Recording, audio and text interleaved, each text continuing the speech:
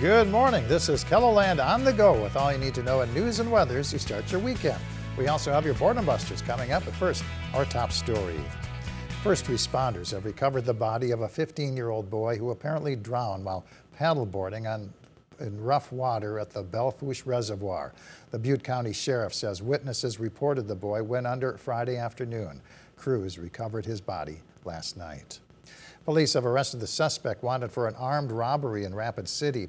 27-year-old Kenneth Sansosi is charged with first-degree robbery in connection with a holdup early Friday morning at a business on the north side of Rapid City. Sansosi allegedly pulled out a rifle and took money from the clerk. Police are also connecting Sansosi with a recently stolen pickup truck. One of two men charged in a high-profile shooting in Sioux Falls goes on trial next week for murder. Lamont Burks Jr. is accused of opening fire at Dunham Park in August of 2024, killing 29-year-old Joshua Allen Jr. and injuring 3 others. The case gained a lot of attention because it happened at a popular sports park in broad daylight.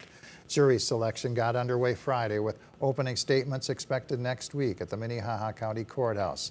The other suspect in the case, Walter Stewart, pleaded guilty to first-degree manslaughter and agreed to cooperate. South Dakota's Attorney General is weighing in on a new legal fight between an abortion rights nonprofit and the state of South Dakota. On Friday, Mayday Health filed a federal lawsuit against Governor Larry Roden and Attorney General Marty Jacklew. The lawsuit claims a new state law that prohibits advertising abortion pills violates the First Amendment. Jacklew issued a statement Friday saying the U.S. Supreme Court has made it clear that states have the right to protect life. As with Mayday's previous unsuccessful lawsuit, I will defend innocent life. You can read more about the lawsuit with this story right here on KELOLAND.com. An appeal to keep a Catholic elementary school in Sioux Falls has failed. A group advocating for the continuation of Christ the King School announced Friday that the Vatican had denied its appeal on the decision to close the school. A representative of the group issued a statement to KELOLAND News saying this unfortunately ends the formal process by which we could challenge the decision made by the O'Gorman School Board and the diocese. Church and school officials cited operating costs as one reason the elementary was closed. Its last day of school was on May 15th. Let's take our first look at the forecast now with meteorologist Scott Munt in the Storm Center. Good morning, Scott. Good morning, Perry. You know, we've been following these showers, thunderstorms during the morning hours. They'll continue to move to the north.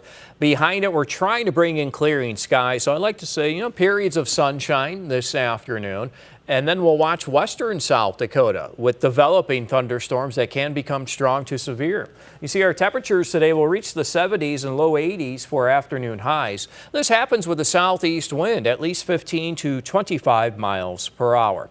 I'll have more details on your forecast coming up.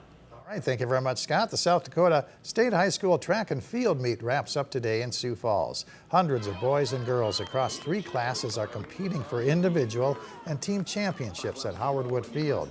Rapid City resident Rebecca Holso says there are pros and cons to having all of the athletes competing at one location. It can be some long days, especially in the hot sun. But I do really enjoy watching all the kids from all the different classes compete. It's really exciting to see. Field events are scheduled to begin at 9 o'clock. The track finals start at 10 a.m. Sioux Falls City Pools open for the season on Friday. It's the kickoff to a busy summer that includes special events hosted by Sioux Falls Parks and Rec, including a movie night next week. We have a lot of different activities throughout the summer months for the different pools. So a couple of things to highlight would be this upcoming June 5th, Friday night at Laurel Oak. We're having a dive-in movie. It'll be Finding Nemo. In addition, the Wiggle Bridge will be at Frank Olson throughout the month of June.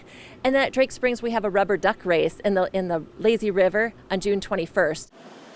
City pools are located at Drake Springs, Frank Olson, Laurel Oak, and Terrace Parks. Open swimming goes from 1 to 5 in the afternoon and 6:30 to 8 in the evening, weather permitting, of course. Spray parks at Hayward and Pioneer Parks, along with T. Denny Sanford Splash Pad at Jacobson Plaza, are open from 11 a.m. to 8 p.m. The new wading pool at McKinnon Park is also open for kids. Members of the Lincoln High School student newspaper, The Statesman, are hosting a used book sale. It's taking place from 8 a.m. to noon at the Lincoln Cafeteria. Paperbacks are $2, hardcovers are $3. All proceeds will go to printing costs and operating the Statesman's website. It's racing at its dirtiest. South Dakota mud racers are holding a competition at the track in Canova. Races start at 1 p.m. Enjoy a night of sprint car racing at I-90 Speedway in Hartford. Gates open at 5. Hot laps are at 6:30 and the races start at 7. Admission is $20 for adults, $10 for youth, and free for ages 12 and under. The Canaries baseball team takes on the Fargo-Moorhead Redhawks at Sioux Falls Stadium. First pitch is at 5:35. Scott? And we are looking at scattered showers and thunderstorms as we do go through this weekend.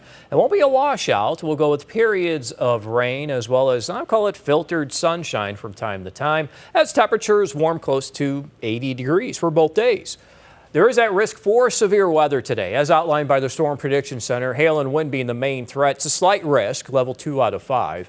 And notice how that does cover western South Dakota. And then it's southeastern KELOLAND that we'll have to watch for tomorrow. Hail and wind again being the main threat out of any storms. So the rain this morning will continue to try to lift to the northeast. And we're also looking at clearing skies into south central, maybe even southwestern South Dakota. As that happens, we'll see some filtered sunshine into eastern KELOLAND. Then later this afternoon and evening, thunderstorms will become more numerous in the western South Dakota, and this is the area we have that slight risk. But notice how this does connect into central Nebraska, and this is expected to lift to the northeast as we go through the overnight hours, and during the overnight, they are expected to weaken, but enough to see that 30-40% chance for scattered showers and thunderstorms in eastern South Dakota and western Minnesota during the overnight hours. And then we'll try to reload the atmosphere for tomorrow and bring in another round of scattered showers and thunderstorms across the area. Our forecast for today showing temperatures in the 70s and 80s with our scattered showers and thunderstorms, a lot of it falling during the morning hours in eastern South Dakota. Tonight, temperatures fall to the 50s to near 60 degrees with another round moving in during the overnight. And for tomorrow, continuing our scattered showers and storms with temperatures near 80. For details of the 7-day forecast, you can go ahead and check that while you're here online. Have yourself a great weekend.